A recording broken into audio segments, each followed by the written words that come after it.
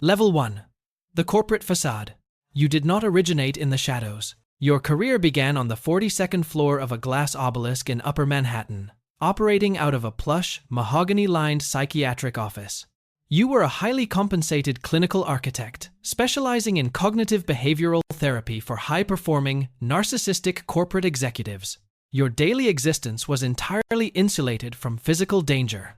You returned every evening to a luxurious, high-security penthouse apartment, where the ambient noise of the city was mathematically erased by triple-paned glass.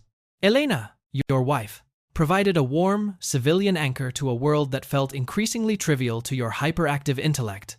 You possessed an unparalleled pedigree in forensic psychology. You could map the entire infrastructure of a human mind within 45 minutes of conversation.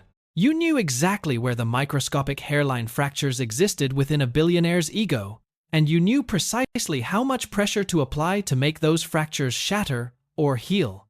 But in the civilian world, you only ever applied pressure to restructure mental frameworks for better corporate yields.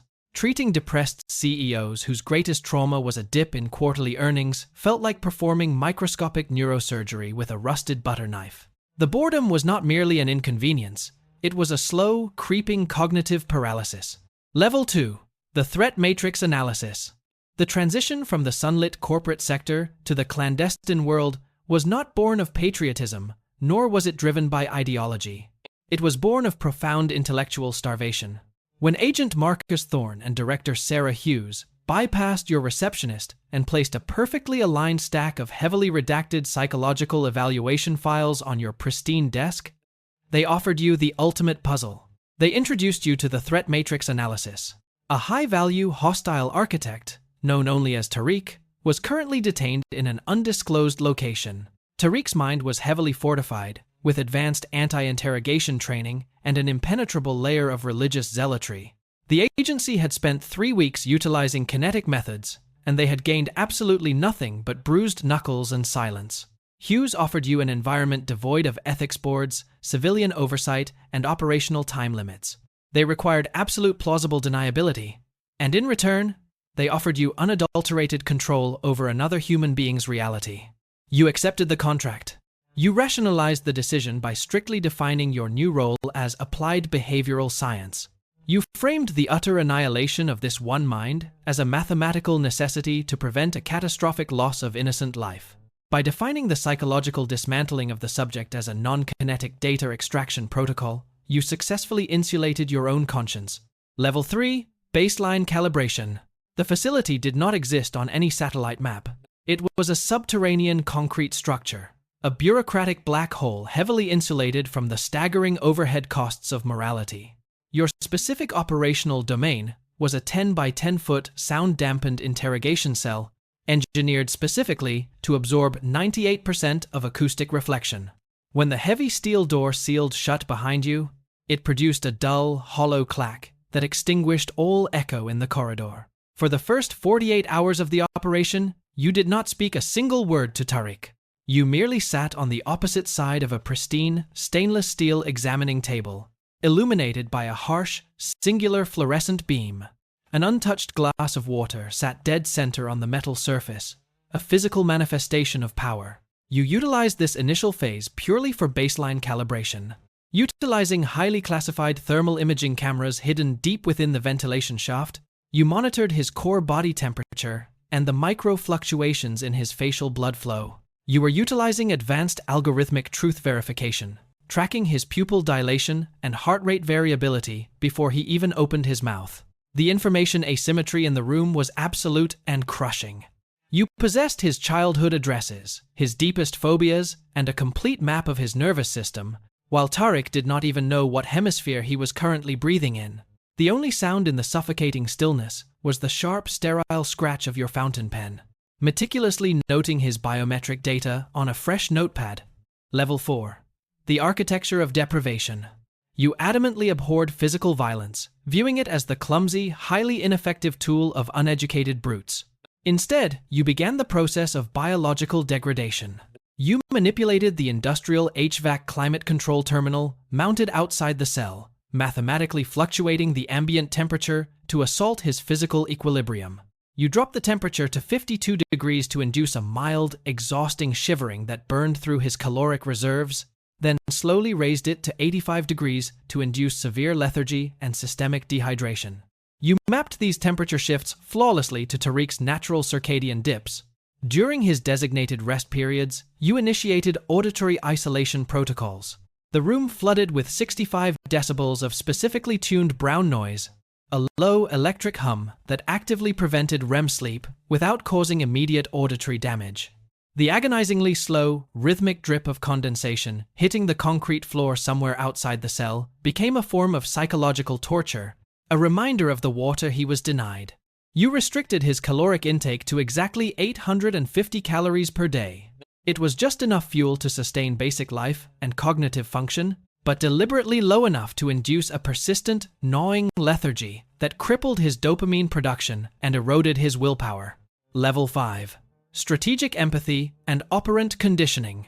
When you finally chose to break the silence on the beginning of the 4th day, your voice was not a weapon of dominance, but a meticulously crafted instrument of strategic empathy.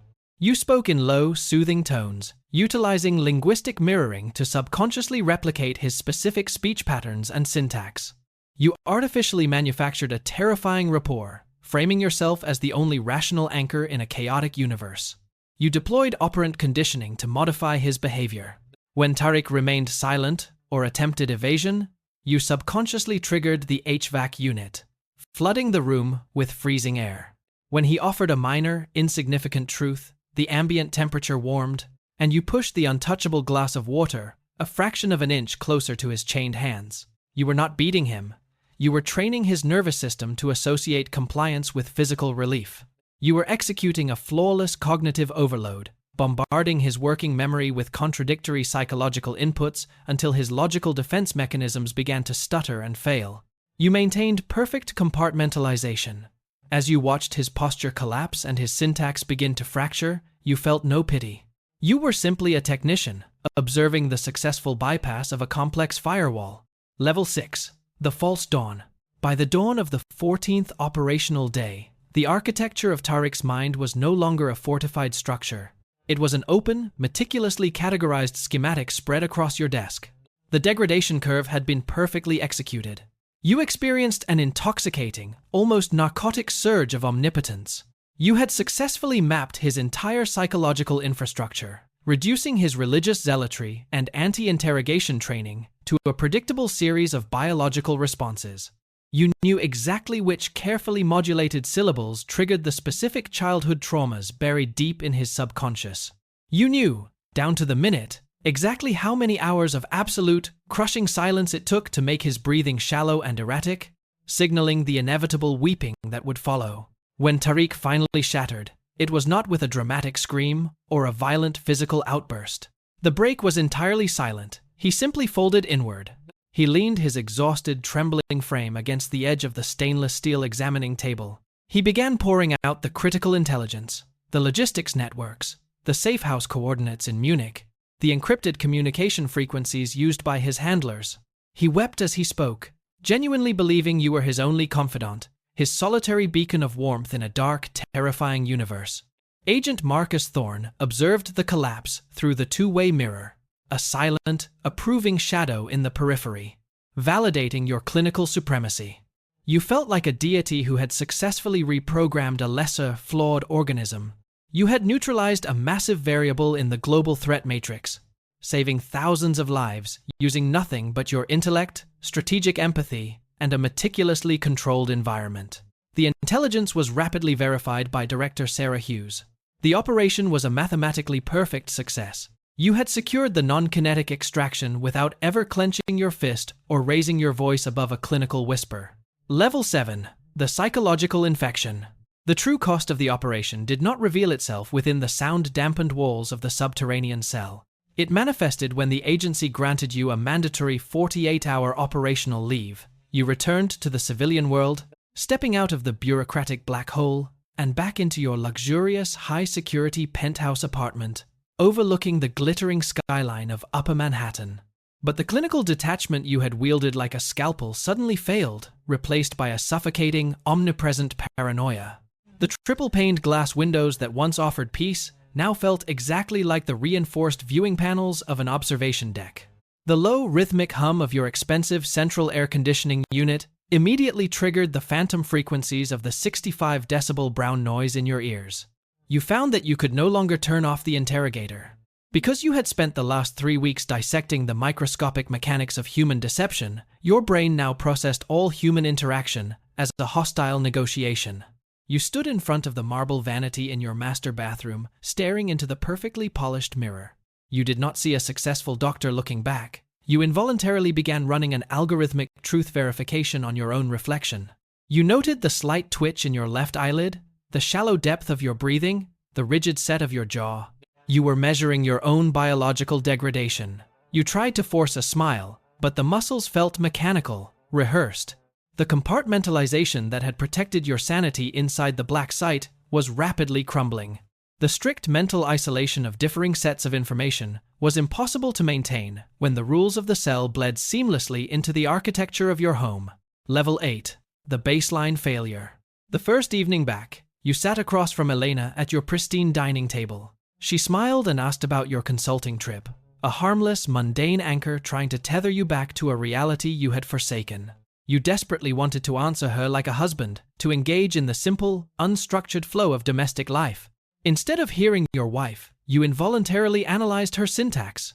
You watched her eyes, actively searching for pupil dilation. You tracked the micro-fluctuations in her facial blood flow, instantly categorizing a slight, entirely innocent hesitation in her voice as a calculated evasion tactic. The silence in the apartment felt exactly like the silence in the interrogation room, heavy with unsaid admissions and hidden agendas. You were scanning your own marriage for a threat matrix that did not exist. You laid in bed next to her that night, staring at the ceiling, mathematically fluctuating the temperature of the room in your mind, desperately trying to find a baseline calibration that felt human. The paranoia metastasized rapidly, infecting every aspect of your civilian existence. The transition back to your mahogany-lined psychiatric office the following week was a catastrophic failure. You sat across from high-performing corporate executives, but you no longer saw patients in need of cognitive restructuring. You saw targets deliberately withholding operational data. Level 9. The alienation and the void. You attended a high society dinner party with former colleagues, surrounded by wealth and unimaginable privilege. But beneath the music, all you heard was the agonizingly slow, rhythmic drip of condensation hitting a concrete floor. You mentally measured his baseline calibration, noting the forced pitch of his laughter and the defensive posture of his shoulders. You realized, with a cold, terrifying clarity, that you were entirely isolated in a crowded room. The horrifying realization set in. In the process of learning how to perfectly dismantle Tariq's mind, you had fundamentally amputated your own humanity. Level 10. The final void. The termination of your operational status was not a cinematic expulsion, nor was it a moral reckoning, accompanied by dramatic accusations. It was a sterile, highly sanitized, bureaucratic inevitability, executed with the exact same clinical precision you had applied to Tariq's nervous system. You signed the document with your fountain pen. The true, devastating collapse of your reality occurred exactly 72 hours after your resignation became final. Elena did not initiate a screaming match. She simply walked into the master bedroom and began meticulously folding her clothes. She saw the microscopic calculations behind your soothing tone, the mechanical evaluation of her breathing rate, the clinical dissection of her grief. When the heavy oak door of the penthouse finally clicked shut behind her, the mundane anchor holding you to the human race permanently severed the tether. You began mathematically fluctuating the temperature of your own apartment, lowering the smart thermostat to 52 degrees in the dead of winter, sitting in an armchair, wrapped in a blanket, shivering uncontrollably as a form of punishing baseline calibration. You stopped listening to music or watching television, replacing all media with a continuous, looping track of 65 decibel brown noise. You were running the exact same degradation curve on your own biology that you had run on Tariq. You had become both the supreme interrogator and the broken target, locked in an endless, cyclical loop of psychological torture with your own reflection. To completely master the manipulation of the human mind, you must first amputate your own capacity to feel.